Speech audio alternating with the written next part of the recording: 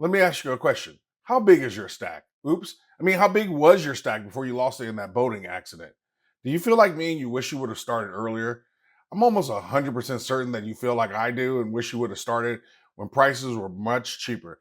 The only people who don't regret buying $5 silver are the people who bought $5 silver. Let me spend the next few moments talking about being in the top 1% of stackers, what that means, and what it may mean you have lost along the way. What is good, Stackers University? It's so good to have you here with me today. Very quickly, I need to set the context for today's video. I was scrolling through Reddit the other day and I got sucked into a black hole that eventually dropped me over to Twitter or X or whatever you want to call it. It started with a fun post about silver stacking titles based on the number of ounces. You might remember a few months ago I did this video where we gave out Jedi ranks based on their ounces. Back to my story. That post then led me to another post that calculated the number of silver ounces in the world, and if that was divided by every human on Earth, it would mean that every person would have 8 ounces of silver. I'm not sure what that means or tells us, but hey, I was already deep in the black hole at that point. Somehow I ended up on X where I saw this post from Sweet Mouse with this picture from Democracy, which shows all the silver mined versus some very large objects. And it's quite impressive as you can see.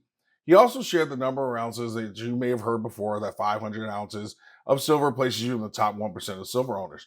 To which Ball Guy Money had something to say about that. And I'm just not touching that drama, but it was funny to me nonetheless. Putting that aside, one of the most consistent questions I receive is how much silver or gold should I own?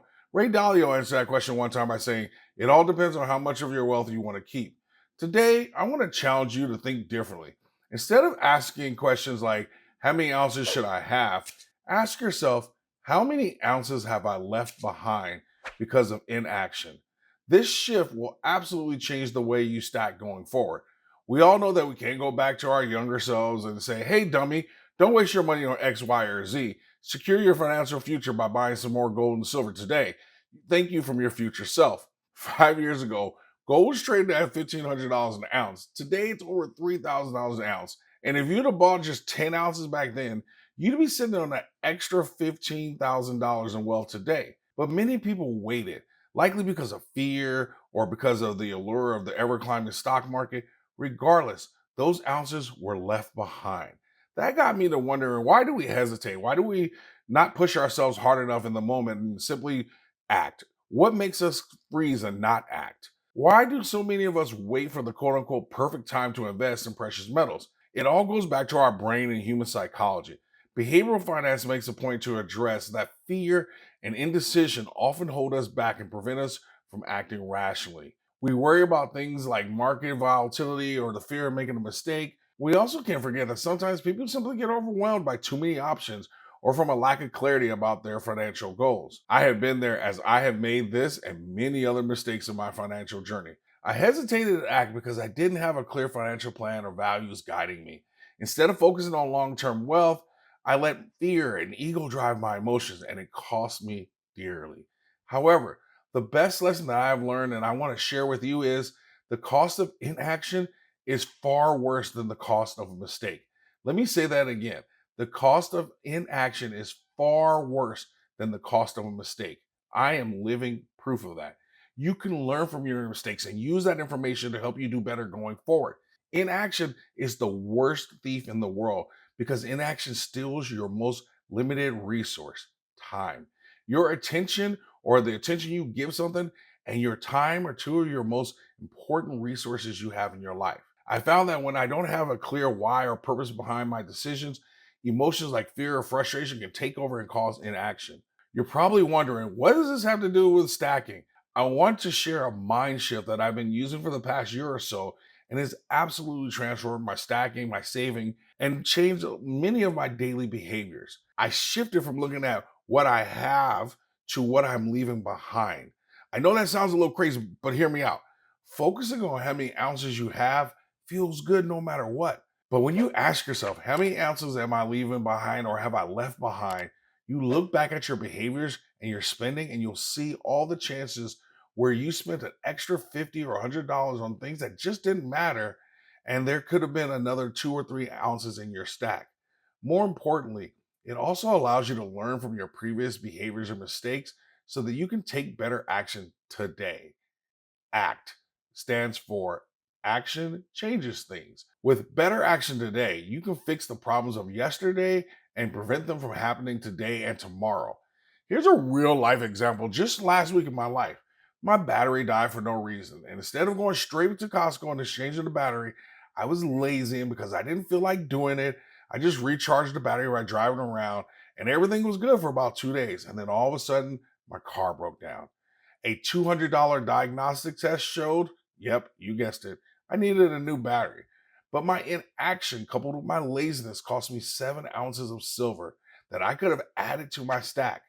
It's not just about the cost of inaction, it's also about the cost of taking the wrong actions. During the 2008 financial crisis, metals surged as investors sought safe haven locations. Those who acted early had great rewards. Where this market is going, the only bad purchases that you can make are the purchases you didn't make. Let me say that again, too. The only bad purchase you could make are the purchases that you don't make. Don't let this market volatility or the lagging performance of silver discourage you. Rarely is there a perfect moment to invest. It's great if you own 500 ounces of silver, which places you in the top 1%, but it's very likely you left more ounces behind than you actually have in your possession. This isn't about going back and feeling bad about your previous behaviors, but it is about pausing today to look back in order to find places where your inaction or wrong action resulted in you leaving ounces behind. We often talk about budgets and cutting spending on this channel, but literally, the size of our stack relies on us practicing good money management. With what we are facing as a country and even as a global world, we can't afford to mismanage our money and leave any more ounces behind or not take action. With that, let's check in with Professor Benjamin and see what she has to add.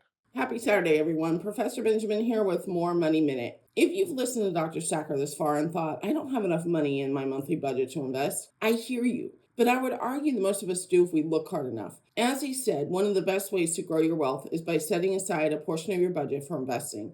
But how can you find that extra cash in your household budget? It's simpler than you may think. Start by cutting back on small everyday expenses, things like eating out, subscription services you don't use, and those daily coffee runs. Let's say you just find $100 a month. That doesn't sound like much, but when you put that money into the stock market, it can really add up. For example, if you invested $100 a month into a diversified portfolio of stocks and the market averages 7% annual return, that's just an estimate. Over 10 years, that small investment could grow into almost $30,000. Now, let me be clear. If you're carrying any revolving or credit card debt with high interest rates, pay those off first. In fact, once you have, those minimum payment amounts can go right into your investment account.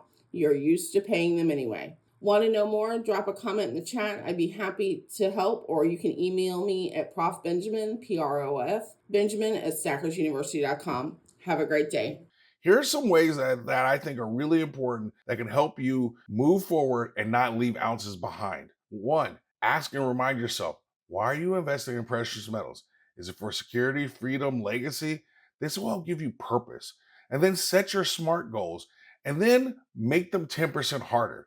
So if your goal is to stack 10 ounces a month, make it 11 ounces. You'll figure it out, I promise. Automate your savings and investments. As I shared in previous videos, my little nephew in the military stacked over 500 ounces on his military budget simply because he does an automatic purchase through money metals. If it were left to him, he would have found all the reasons in the world to avoid doing it. Remind yourself frequently why you stack and think about your goals, especially when you're about to spend money.